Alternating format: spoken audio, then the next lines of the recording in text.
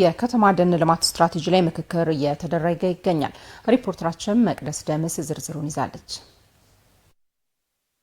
በዘርፈ ብዙ የልማት ስራዎች እየታተረች የምትገኘው አዲስ አበባ ልማቷ የአረንጓዴ ልማትን ያልዘነጋ ነው። የተለያዩ ፓርኮቿ፣ የኮሪደርና የወንዝ ዳርቻ ልማቶቿ ለዚህ ማሳያ ናቸው። ዛሬ ላይም ከተማዋ ይህን የህልውና መሰረት የሆነውን የደን ሽፋን ለማስፋት በልዩ ትኩረት እየተንቀሳቀሰች ትገኛለች። ውጤቱም የሚታይ ሆኗል። ነዋሪዎቿም የማህበራዊ እኩልነት መርህን በተከተለው ስራው ያለ ኢኮኖሚያዊ ልዩነት ተጠቃሚ እየሆኑ ይገኛሉ።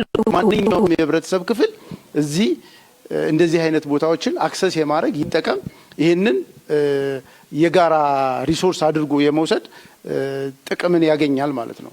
ይሄ በከተማ ደረጃ ትልቅ ትራንስፎርሜሽን ነው። በእያንዳንዱ አካባቢ ያሉትን ዛፎችንና ሌሎች ግሪን ኢንፍራስትራክቸሮችንም በመቁጠር ቤዝላይን ዳታ ለከተማ አስተዳደሩ አዘጋጅተን ነበርና በወቅቱ የነበረው ወደ 14% አካባቢ ነበር የአረንጓዴ ሽፋን።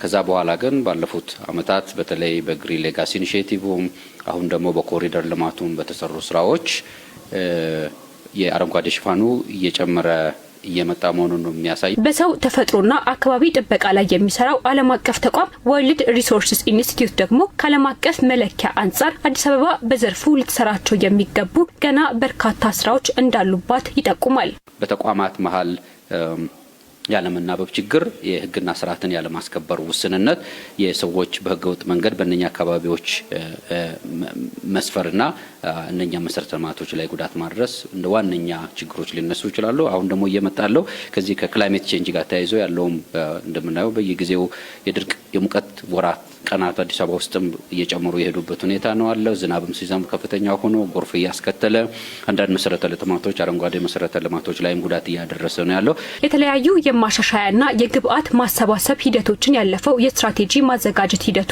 የመጨረሻ የተባለለትን የግብአት ማሰባሰብ መድረክ አካሂዷል። ስትራቴጂው ዝግጅቱ አልቆ ወደ ትግበራ ሲገባ አዲስ አበባ በመጪዎቹ 10 ዓመታት የደን ሽፋኗን 30% ለማድረስ የያዘችውን ውጥን በብዙ እንደሚያግዝ ተነግሮለታል። ለልጆቻችን ጥሩ ነገር ሰርተን የምናስረክብ ከዚህ ፕሮሰስ ውስጥ አንዱ እንደዚህ አይነት ስታንዳርዶችን እያስቀመጥን መሄዳችን ነው። ዝም ብለን ተክለ ነው በኋላ ሲመጡ የሚቆርጡት ሲያገኙት የሚያበላሹት እንዳይሆን ማድረግ ነው። በተከላው የተሳተፈው አካል ዘላቂነቱን በማስቀጠል ረገድ እና የአዲስ አበባን የደን ሽፋን በመጨመር ረገድ ትልቅ አስተዋጽኦ ያለው ስለሆነ በተለይ ማኔጅመንት ላይ ትልቅ አስተዋጽኦ ያደርጋል። የስትራቴጂ መቀረጹ ስራዎች ከሳይንስ ጋር የትኛው ችግኝ የትኛው ቦታ ላይ መተከል አለበት የሚለውን የሚያረጋግጥልን ይሆናል ማለት ነው።